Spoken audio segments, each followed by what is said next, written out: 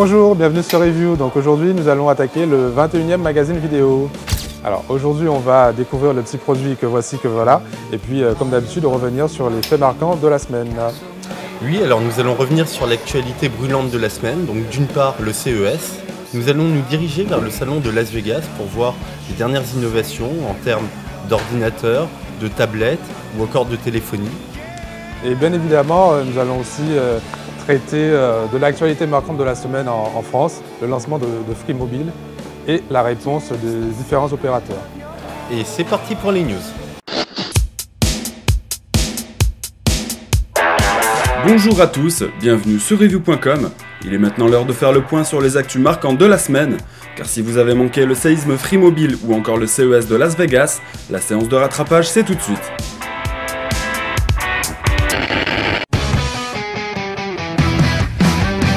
Comme chaque année, le CES nous apporte son lot d'innovations et de nouveautés, et pour cette édition 2012, les Ultrabooks auront particulièrement été mis à l'honneur.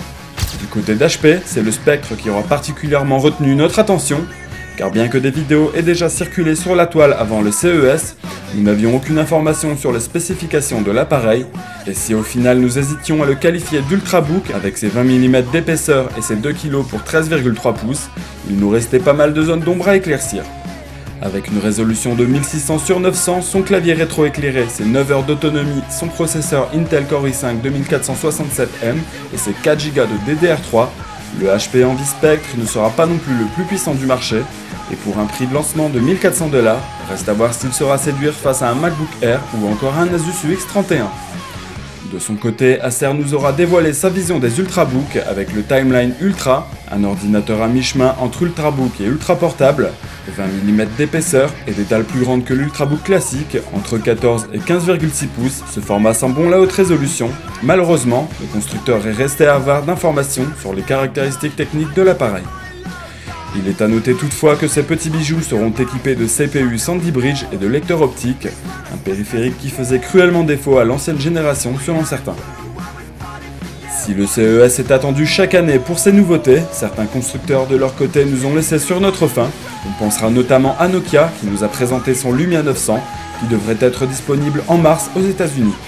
Un écran AMOLED 4,3 pouces est en effet la seule différence notable à souligner avec son prédécesseur le Lumia 800, et si plus de 5 mois séparent la sortie des deux appareils, c'est avec une certaine déception que nous ne notons aucune différence majeure entre les deux produits, ce dernier restant équipé d'un processeur monocore cadencé à 1,4 GHz pour 512 Mb de RAM. Mais surtout, que serait un CES sans son lot de fails ? Cette année, la palme revient à Intel, qui pour démontrer la puissance de son processeur Ivy Bridge, fit une démonstration sous le jeu F1 2011. Si le but de la manœuvre était de nous laisser en émoi devant la puissance de la puce sur un jeu géré par DirectX 11, c'était sans compter sur le fait qu'une simple fenêtre VLC viendrait s'ouvrir en plein milieu de la présentation, suffisante pour faire planter la démonstration.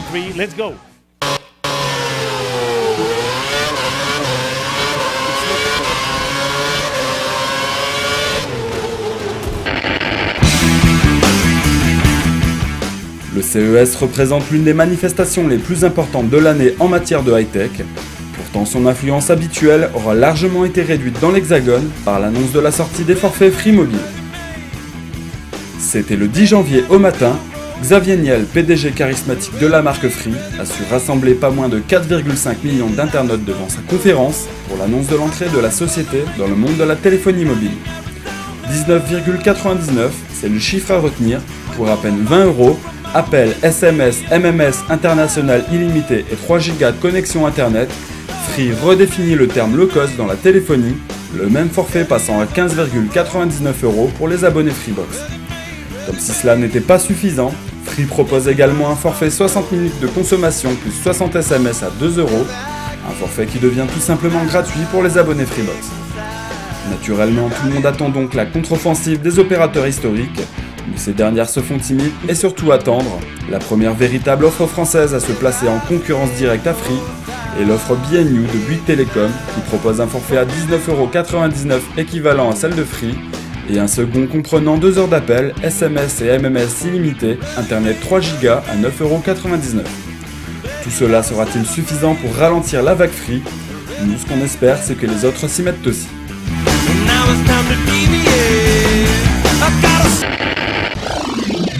Après ce tour d'horizon de l'actualité de la semaine, nous allons passer à la prise en main de la nouvelle tablette Asus iPad Transformer Prime.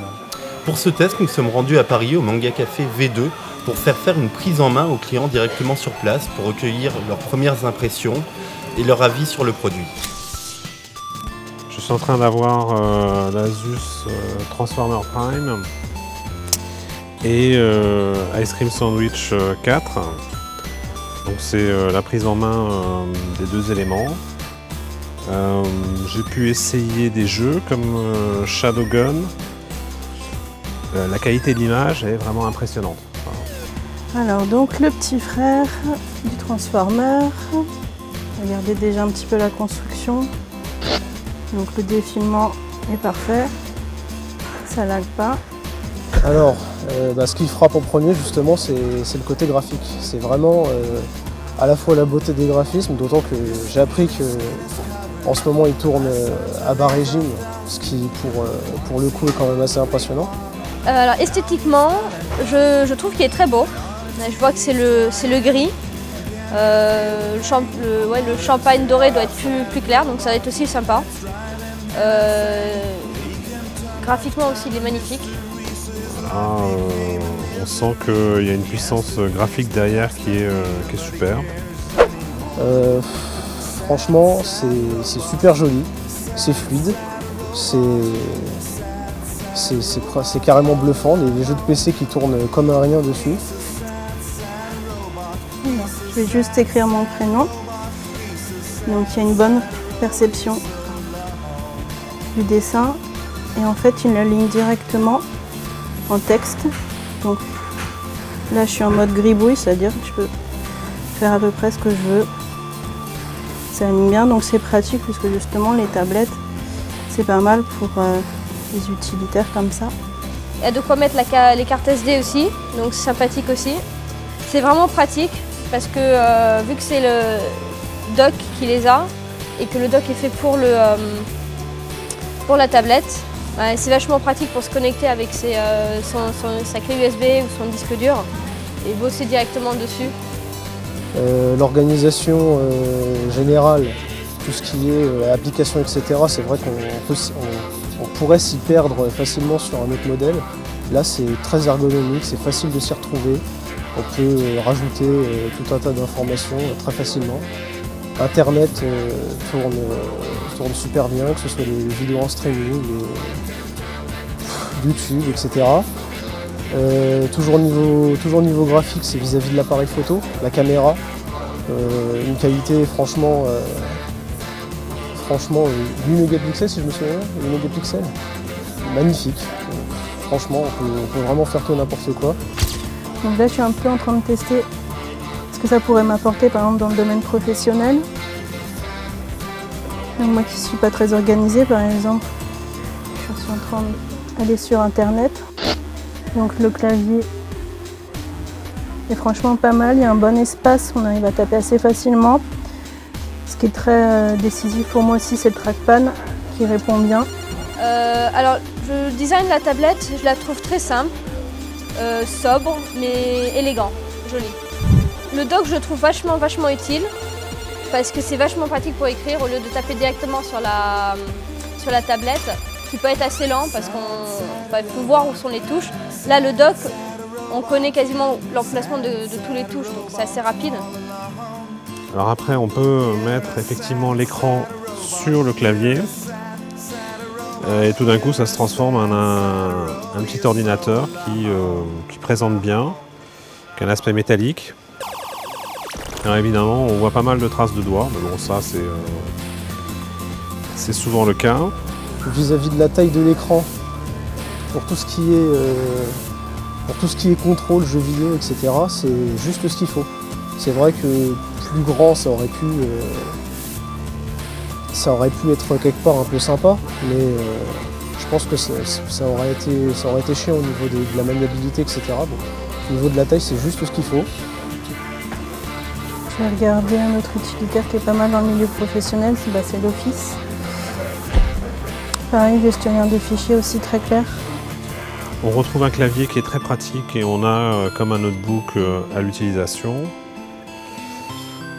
En fait, L'écran est vraiment très bien, le support derrière est vraiment génial aussi. Et je ne suis pas sûr que lorsqu'on a l'écran en main, on ait vraiment besoin d'avoir le clavier. C'est même sur le concept de l'hybride que je me pose la question si c'est vraiment nécessaire. Parce que vraiment la tablette elle-même, c'est pas mal du tout. Voilà. Là aussi facilement installable. Ça peut être franchement, c'est vraiment une super bonne idée. Ça peut rivaliser vraiment avec tout ce qui est PC portable, etc. Il y a une bonne réponse. La souris elle marche bien. Donc, on voit bien le jeu a besoin d'énormément de puissance graphiquement. On voit bien là les détails des vapeurs, de l'eau. L'eau a un détail assez incroyable. C'est assez rapide, ça répond très très vite au mouvement qu'on demande. Et la manière dont l'eau bouge est vraiment très très proche du réel, donc c'est incroyable. Donc là, moi qui n'ai pas mon permis, je suis en train de conduire un jet ski. Et déjà c'est pas mal au niveau de l'eau, ce qui est quand même assez flagrant dans les jeux vidéo. Quand l'eau est mal faite, c'est un mauvais signe. Là on a même les gouttes d'eau sur l'écran. Oui, avec 8 heures d'autonomie, il y a largement de quoi faire pour les utilisations d'une tablette, c'est sûr. Voilà, dans un test assez rapide, on peut dire que des choses finalement assez positives sur cette tablette. Voilà. Je vous en prie. Après tous ces avis utilisateurs, ma foi, plutôt favorables, on va cette fois vous donner notre propre opinion sur cette tablette Asus iPad Transformer Prime. Donc oui, comme tu le disais, les gens ont été agréablement surpris. Et même nous, de notre côté, je dois l'avouer, on a été très très agréablement surpris par le produit. Il est vraiment très bien fini, Ice Cream Sandwich est vraiment à la hauteur de ses ambitions et surtout, le processeur Tegra 3 est vraiment très puissant et se révèle particulièrement efficace sur certains jeux. Ouais, donc effectivement, comme tu dis Jonathan, on a pu essayer plusieurs jeux sous Tegra 3. Bon, bien sûr, Shadowgun qu'on connaissait déjà et qui tournait super bien, mais aussi Bladesinger, un nouveau jeu qu'on a pu découvrir Tegra Zone et qui, ma foi, ressemble à ce qu'on avait sur PC il n'y a pas si longtemps que ça, quoi. Alors oui, je suis totalement d'accord avec toi, la fluidité du jeu est effectivement impressionnante. Et là où on peut être étonné également, c'est qu'au final, la jouabilité, malgré que ce soit sur une tablette, nous a aussi impressionné parce que la prise en main est assez rapide et facile. Moi sur ce point-là, sur la jouabilité, je suis pas tout à fait d'accord parce que les jeux sur tablette, j'ai toujours un peu de mal, les jeux en 3D comme ça. Bon, c'est vrai que c'est beau, mais sur la jouabilité, je mets un petit bémol. Personnellement, je trouvais que ça allait. Enfin, toujours est-il qu'il reste quand même l'USB host pour y mettre une manette. Je suis bien content que tu aies souligné un bémol parce qu'on n'en a pas énormément, il faut être honnête. Au final, les seuls bémols que je verrais sont extérieurs au côté hardware de la tablette. Oui, donc effectivement, Jonathan, sur le plan hardware, il y a eu énormément de progrès en termes de finition. Moi aussi, j'adhère totalement. L'amélioration au niveau de la fixation de l'écran sur le dock, là aussi, ça se fait beaucoup plus simplement qu'avant. Mais du coup, tu vois quoi comme défaut ? Alors là, en fait, je te parlerai simplement en fait, de la politique commerciale qu'a eu Asus autour du produit. Donc, avant même de sortir la Transformer Prime en France, Asus annonce déjà une prochaine version de cette Transformer Prime qui sera dotée d'une meilleure résolution. Donc, est-ce qu'on ne peut pas imaginer quelque part que c'est une erreur commerciale d'annoncer un nouveau modèle avant même que le précédent ne soit sorti ? En fait, je suis d'accord avec toi, ça peut être considéré comme une erreur. D'ailleurs, on a pu voir dans les commentaires, on a eu des personnes qui avaient déjà commandé des Transformer Prime qui ont annulé leur commande pour attendre la prochaine tablette. Après, à savoir, est-ce que ça, c'est pas aussi une erreur, puisque vu les délais qui ont été mis par Asus pour sortir la Transformer Prime, on peut aussi se dire que la nouvelle version va peut-être arriver pas avant la rentrée. Un deuxième point me vient aussi à l'esprit, donc tu vas pouvoir me dire ce que tu en penses. Est-ce que, avec le nombre d'hybrides qu'on voit, le succès commercial des différents Transformers, peut-être aussi du Slider, est-ce qu'il ne serait pas bon que les développeurs se concentrent maintenant sur des applications qui seraient destinées à des tablettes munies de clavier ? Oui, en fait, selon moi, tout va surtout dépendre du succès des tablettes hybrides avec clavier, sous Android, parce que bon, après, on va sûrement avoir Windows 8 qui d'office pourra certainement supporter des applications pour clavier, on va dire. Alors que sous Android, c'est vrai qu'on a principalement des applications tactiles qui ne peuvent pas spécialement profiter du clavier de l'iPad Transformer. Donc on a essayé de cerner cette tablette le mieux possible. Il faut savoir qu'au final on n'a eu en test que 24 heures, donc on aurait aimé faire un test plus approfondi, ce qui n'a pas été possible. En tout cas, nous espérons que cette prise en main vous aidera à vous faire une idée sur le produit. Donc voilà, après cette brève prise en main de la tablette Asus, finalement on l'a même pas eu 24 heures, on l'a eu que quelques heures. J'espère quand même que ça vous aura suffi à vous faire une petite idée de l'engin par rapport à la première. Voilà, bah écoutez, merci à tous de nous avoir suivis et on vous dit à la semaine prochaine. À bientôt. Au revoir. En fait, en sortant sa Transformer Prime, Anus... Elle est belle celle-là. Comment que je vais finir dans un bêtisier? Commence. Je dis quoi, je suis perdu. Après cette brève prise en main... Revenir, non. Non, je pars trop. Coupe. Oui, effectivement, ça peut être considéré comme une erreur. Tu rigoles. Le mec, il rigole. Oui. Un USB sur le dock, sur le dock, un USB 3 et un... J'avais compris.